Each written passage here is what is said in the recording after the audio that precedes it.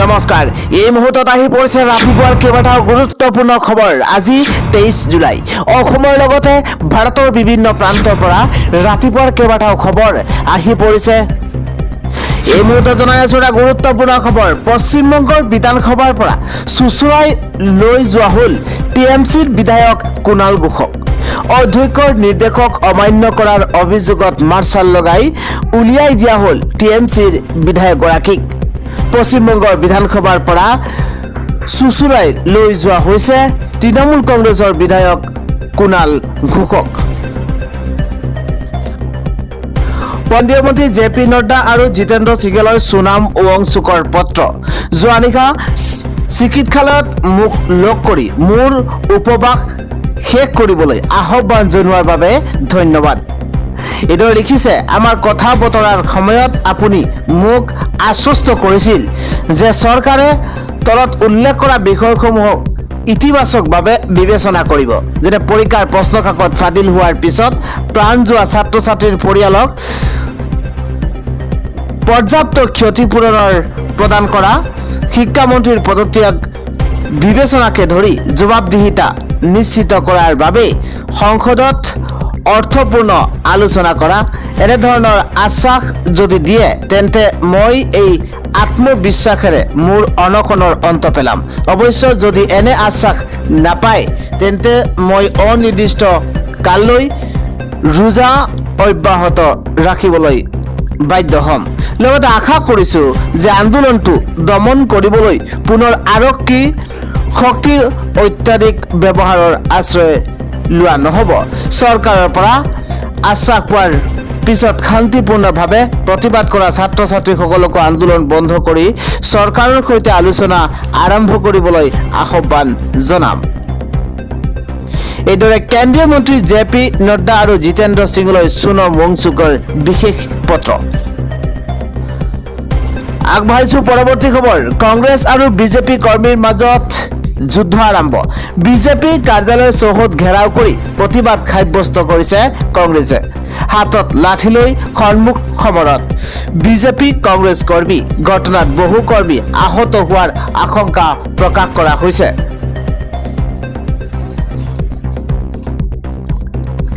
হায়দৰাবাদত এক উত্তপ্ত পৰিস্থিতিৰ সৃষ্টি হৈছে জনাই পৰৱৰ্তী খবৰ সুনাম ওৱংচুকৰ অনশন ভংগৰ আহ্বান বিৰোধী সাংসদৰ বিভিন্ন বিৰোধী দলৰ সাংসদসকলে স্বাক্ষৰিত আবেদনযোগ্য সুনাম ওৱংচুকক অনশন ভংগ কৰি আন্দোলন অব্যাহত ৰাখিবলৈ আহ্বান জনাইছে একে সময়তে তেওঁক সাক্ষাৎ কৰিবলৈ বাধা দিয়াৰ অভিযোগো উত্থাপন হৈছে আন এটা খবৰ হৈছে নাগালেণ্ডত সংঘটিত ডাৱৰ বিস্ফোৰণৰ প্ৰভাৱৰ লগতে সমগ্ৰ পৰিস্থিতিৰ বৈজ্ঞানিক বিশ্লেষণ কৰা হ'ব বান পৰিস্থিতি নিয়ন্ত্ৰণলৈ অহাৰ উপগ্ৰহ চিত্ৰৰ জৰিয়তে সমগ্ৰ অঞ্চলটোত অধ্যয়ন কৰি প্ৰকৃত কাৰণ নিৰ্ণয় কৰাৰ ঘোষণা কৰিছে মুখ্যমন্ত্ৰী হিমন্ত বিশ্ব শৰ্মাই আগবাঢ়িছো পৰৱৰ্তী খবৰ শিৱসাগৰত বানাক্ৰান্তৰ খবৰ ল'বলৈ যোৱা মুখ্যমন্ত্ৰী ডক্টৰ হিমন্ত বিশ্ব শৰ্মাক কি দাবী কৰিছে বিধায়ক অখিল গগৈয়ে কেৱল নাগালেণ্ডৰ ডাৱৰ বিস্ফোৰণেই এই বিভীষিকাৰ প্ৰধান কাৰণ নহয় ইয়াৰ সৰজমিন তদন্তৰ অতি প্ৰয়োজন এই মন্তব্য এই দাবী কৰিছে বিধায়ক অখিল গগৈয়ে পৰৱৰ্তীছে যেতিয়া ৰাহুল গান্ধীক আৰক্ষীয়ে লৈ গৈছিল ৰাহুল গান্ধীয়ে কৈছে কালি আৰক্ষীয়ে মোক চুচুৰাই যেতিয়া লৈ গৈছিল আৰু সেই সময়তে আৰক্ষীয়ে মোৰ কাণত কৈছিল যে এইখন চৰকাৰ আঁতৰাওক ৰাহুল গান্ধীয়ে মন্তব্য কৰিছে ৰাহুল গান্ধীয়ে কৈছে যেতিয়া মোক এৰেষ্ট কৰা হৈছিল যেতিয়া মোক চুচুৰাই লৈ যোৱা হৈছিল সেই সময়ত আৰক্ষীয়ে মোক কাণত কৈছিল যে এই চৰকাৰখন আঁতৰাওক এইদৰে মন্তব্য কৰিছে আজি ৰাহুল গান্ধীয়ে পৰৱৰ্তী খবৰটো হৈছে নতুন ৰূপত আহি আছে অৰুণোদয় আঁচনি হিমন্ত বিশ্ব শৰ্মা চৰকাৰৰ তৰফৰ পৰা ডাঙৰ সিদ্ধান্ত গ্ৰহণ কৰা হৈছে এটা ভাল খবৰ এই মুহূৰ্তত আগষ্ট মাহৰ পৰা নতুন ৰূপত আৰম্ভ হ'ব অৰুণোদয় আঁচনি ধন বিতৰণ প্ৰক্ৰিয়া পুনৰ আৰম্ভৰ ঘোষণা বাজেটত এটা গুৰুত্বপূৰ্ণ খবৰ আগষ্ট মাহতে আৰম্ভ হ'ব বন্ধ হৈ থকা ৰেচন বিতৰণ এটা বিগ নিউজ এই মুহূৰ্তত জনাইছো হিতাধিকাৰীক প্ৰদান কৰা হ'ব দাইল চেনি নিমখ আৰু চাউল অব্যাহত থাকিব বিধৱা আৰু বৃদ্ধ পেঞ্চন কৃষকক বছৰি 11,000 টকা প্ৰদান কৰা হ'ব এটা গুৰুত্বপূৰ্ণ খবৰ PM কিষাণৰ অধীনত লাভ কৰিব এই ধন হিমন্ত বিশ্ব শৰ্মাৰ তৰফৰ পৰা এক বৃহৎ সিদ্ধান্ত গ্ৰহণ কৰা হৈছে আগষ্ট মাহৰ পৰা নতুন ৰূপতে আৰম্ভ হ'ব অৰুণোদয় আঁচনি ধন বিতৰণ প্ৰক্ৰিয়া পুনৰ আৰম্ভৰ ঘোষণা কৰিছে বাজেটত হিমন্ত বিশ্ব শৰ্মাৰ তৰফৰ পৰা এই ঘোষণা কৰা হৈছে আগষ্টত আৰম্ভ হ'ব বন্ধ হৈ থকা ৰেচন বিতৰণ হিতাধিকাৰীক প্ৰদান কৰা হ'ব দাইল চেনি নিমখ আৰু চাউল অব্যাহত থাকিব বিধৱা আৰু বৃদ্ধ পেঞ্চন আন এটা খবৰ হৈছে বানত ককবকাইছে ৰাজ্যৰ 16খন জিলাৰ 872খন গাঁৱৰ ৰাইজ বানত প্ৰভাৱিত হৈছে 5.64 লাখৰো অধিক জনতা 71টা সাহায্য শিবিৰ আৰু 202টা বিতৰণ কেন্দ্ৰৰ জৰিয়তে চলি আছে ৰাইজক সকাহ প্ৰদানৰ কাম চৰাইদেউ শিৱসাগৰ যোৰহাট গোলাঘাট সহ প্ৰতিখন জিলাৰ বান পৰিস্থিতিৰ সন্দৰ্ভত তথ্য প্ৰকাশ ৰাজ্যৰ মুখ্য সচিবৰ আন এটা খবৰ হৈছে ছাত্ৰৰ সমস্যা প্ৰশ্নকাকত ফাদিল সন্দৰ্ভত সদনত হ'ব আলোচনা এই ঘোষণা কৰিছে কেন্দ্ৰীয় মন্ত্ৰী JP নড্ডাই এটা গুৰুত্বপূৰ্ণ খবৰ এই মুহূৰ্তত প্ৰতিবাদী ছাত্ৰৰ দাবী মানিবলৈ বাধ্য হৈছে চৰকাৰ এবাৰ সদনৰ মজিয়াত আলোচনা হ'ব নিট প্ৰশ্নকাকত ফাদিল সন্দৰ্ভত ছাত্ৰৰ সমস্যাক লৈ সদনত আলোচনা কৰাৰ ঘোষণা JP নড্ডাৰ সদনত আলোচনা হ'ব ছাত্ৰৰ প্ৰতিটো সমস্যাৰ বিষয়ে পেপাৰ লিকৰ সৈতে জড়িত দিশৰ হ'ব আলোচনা ছাত্ৰৰ আন্দোলনৰ সুবিধাৰে ৰাজনৈতিক লাভালাভ উঠাইছে কংগ্ৰেছে এই সময় শাসক বিৰোধীৰ মাজত বিতৰ্ক হোৱাৰ বিষয় নহয় দেশৰ ভৱিষ্যত ছাত্ৰ সমাজক লৈ আমি চিন্তা কৰিব লাগিব যিমান সময় পেপাৰ লিকক লৈ আলোচনা বিচাৰে কিমান সময় দিয়া হ'ব সদনত বিৰোধীক সক্ৰিয় দি স্পষ্ট ঘোষণা কৰিছে কেন্দ্ৰীয় মন্ত্ৰী JP নড্ডাৰ প্ৰতিবাদী ছাত্ৰৰ দাবী মানিবলৈ বাধ্য হৈছে চৰকাৰ জনাইছো পৰৱৰ্তী খবৰ নীলাচল উৰণক্ষেত্ৰৰ আদাবাৰী ভৰলুমুখ অভিমুখী সাৰ্ভিস পথ সাময়িকভাৱে বন্ধ ঘোষণা কৰা হৈছে আদাবাৰীৰ পৰা মালিগাঁও চাৰিআলিৰ দিশে অহা যাত্ৰীয়ে তিনিটাকৈ বিকল্প পথেৰে কৰিব পাৰিব যাত্ৰা আদাবাৰী তিনিআলিৰ পৰা পাণ্ডু পথ পথেৰে কৰিব পাৰিব যাত্ৰা নীলাচল উৰণক্ষেত্ৰ হৈ বৰা বজাৰৰ খুফালে ঘূৰি পাণ্ডু কেবিন পথেৰে কৰিব পাৰিব যাত্ৰা নীলাচল উৰণক্ষেত্ৰ হৈ টেস্কি ষ্টেণ্ডত ইউ টাৰ্ণ লৈ সাৰ্ভিস পথেৰে কৰিব পাৰিব যাত্ৰা আন এটা খবৰ হৈছে ছাত্ৰ আন্দোলনত ৰাহুল গান্ধী আৰু কংগ্ৰেছে ৰাজনীতি কৰিব খোজাৰ লগে লগেই উভতি ধৰিছে বিজেপিয়ে কংগ্ৰেছ চৰকাৰ থকা ৰাজ্যবিলাকত পোৱা পেপাৰ লিকৰ ঘটনাক লৈ ৰাহুল গান্ধীয়ে কিয় নিমাত বুলি প্ৰশ্ন উত্থাপন হৈছে আন এটা গুৰুত্বপূৰ্ণ খবৰ আগন্তুক 5 দিনত ৰাজ্যত বতৰে কাল ৰূপ ধাৰণ কৰাৰ সম্ভাৱনা এই মুহূৰ্তত এটা ডাঙৰ খবৰ যিকোনো মুহূৰ্ততে অসমত বান পৰিস্থিতিয়ে ভয়ংকৰ ৰূপ ধাৰণ কৰিব এবাৰ পৰাপক্ষত দূৰৱৰ্তী যাত্ৰাৰ পৰা বিৰত থাকক কিয়নো অপ্ৰয়োজনত ঘৰৰ পৰা বাহিৰলৈ নোলাব ভাৰতীয় বতৰ বিজ্ঞান বিভাগৰ তৰফৰ পৰা ভয়ংকৰ সতৰ্কবাণী আগবঢ়োৱা হৈছে ওয়েদাৰ আপডেট এই মুহূৰ্তত জনাইছো আগন্তুক 5টা দিনত ৰাজ্যত বতৰে কাল ৰূপ ধাৰণ কৰিব তাণ্ডৱ বিৰা চলাব বতৰে উজনিৰ বান পৰিস্থিতিৰ চাম কটাই নাই পুনৰ এলাৰ্ট জাৰি কৰিছে বতৰ বিজ্ঞান কেন্দ্ৰৰ তৰফৰ পৰা বজ্ৰপাত ধুমুহা বৰষুণ বিজুলী ঢেৰেকণিৰ এলাৰ্ট জাৰি কৰা হৈছে 22 জুলাইৰ পৰা 26 জুলাইলৈ IMDৰ তৰফৰ পৰা এলাৰ্ট জাৰি কৰা হৈছে ধুবুৰী দক্ষিণ খালমৰা মানকাছাৰ গোৱালপাৰা দক্ষিণ খালমৰা মানকাছাৰ গোৱালপাৰা কোকৰাঝাৰ চিৰাং বৰপেটা বজালী বঙাইগাঁও তামুলপুৰ নলবাৰী কামৰূপ মেট্ৰ দৰং ওদালগুৰি মৰিগাঁও নগাঁও হুজাই পশ্চিম কাৰ্বি আংলং গোলাঘাট শোণিতপুৰ, বিশ্বনাথ, লখিমপুৰ, ধেমাজি, যোৰহাট, মাজুলী, শিৱসাগৰ, চৰাইদেউ, ডিব্ৰুগড়, তিনিচুকীয়া, ডিমা হাছাও, কাছাৰ, হাইলাকান্দি, শ্ৰীভূমিত এলাৰ্ট জাৰি কৰা হৈছে। মুঠৰ ওপৰত কেইবাখনো জিলাৰ নাম উল্লেখ কৰা হৈছে আৰু কেইবাখনো জিলাত কাইল ৰূপ ধাৰণ কৰাৰ সম্ভাৱনা আছে। আন এটা খবৰ হৈছে অসমত আকৌ জলপ্ৰলয়, খুলি দিয়া হৈছে নাগালেণ্ডৰ গেট, হুৰাহুৰে সোমাইছে এতিয়া পানী। এই মুহূৰ্তত এটা ডাঙৰ খবৰ, আকৌ অসমত আকৌ হ'ব জলপ্ৰলয়। হাই এলাৰ্ট জাৰি কৰা হৈছে, খুলি দিয়া হৈছে নাগালেণ্ডৰ গেট, খুলি দিয়া হৈছে নাগালেণ্ডৰ দয়াং জলবিদ্যুৎ প্ৰকল্পৰ ৰেডিয়েল গেট।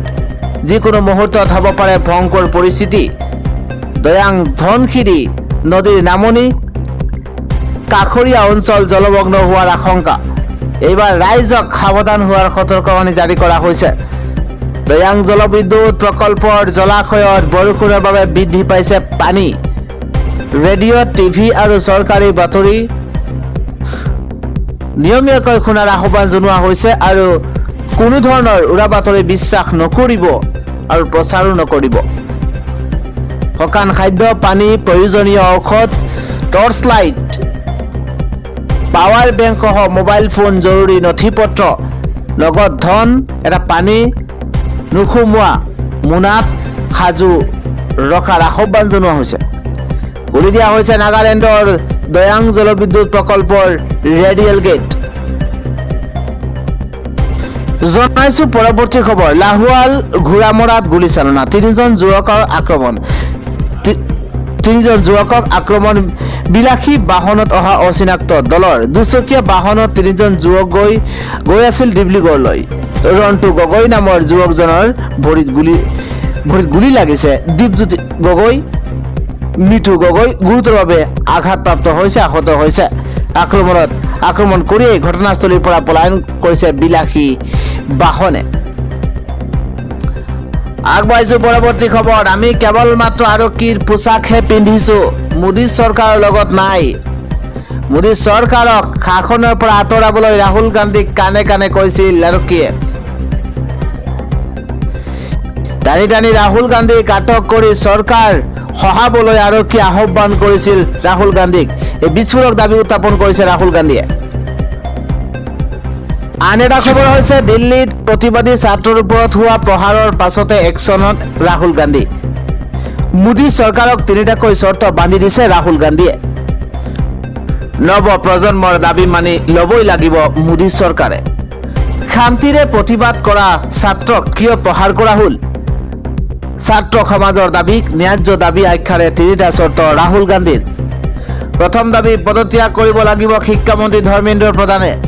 দ্বিতীয় দাবী, বৰ্বৰতাহে ছাত্ৰক প্ৰহাৰ কৰা সকলৰ বৰ্বৰতাৰে ছাত্ৰক প্ৰহাৰ কৰা সকলক দিব লাগিব উচিত শাস্তি। তৃতীয় দাবী, দেশৰ ছাত্ৰ সমাজ সন্ত্ৰাসবাদী নহয়, আমাৰ দেশৰে ভৱিষ্যত। তৃতীয় দাবী, ছাত্ৰ সমাজৰ সন্মুখত ঘটনাক লৈ অনুশোচনা প্ৰকাশ কৰক নৰেন্দ্ৰ মোদীয়ে। দিল্লী আৰক্ষীয়ে ছাত্ৰৰ ওপৰত অত্যাচাৰ কৰাৰ অভিযোগ উত্থাপন কৰিছে ৰাহুল গান্ধীয়ে। বিগত 10 বছৰত 152 বাৰ প্ৰশ্নকাকত ফাদিল ঘটনা হৈছে। 7.7 কোটি শিক্ষাৰ্থীক প্ৰভাৱিত কৰিছে প্ৰশ্নকাকত ফাদিলৰ ঘটনাই। ডাঙৰ খবৰ, ছাত্ৰ সমাজৰ দাবীক ন্যায্য দাবী আখ্যাৰে তিনিটা চৰ্ত ৰাহুল গান্ধীৰ। প্ৰথম দাবী, পদত্যাগ কৰিব লাগিব শিক্ষামন্ত্ৰী ধৰ্মেন্দ্ৰ প্ৰধানে। এইদৰে তিনিটাকৈ দাবী উত্থাপন কৰিছে। আন এটা খবৰ হৈছে মাটিবাৰীৰ কাম কাজক লৈ বাজেটৰ ডাঙৰ সিদ্ধান্ত গ্ৰহণ কৰা হৈছে। এবাৰ আহি আছে মিছন বসুন্ধৰা 4.0। 25 ডিচেম্বৰৰ পৰা মুকলি হ'ব মিছন বসুন্ধৰা 4.0। সাজু কৰক মাটিবাৰীৰ নথিপত্ৰ।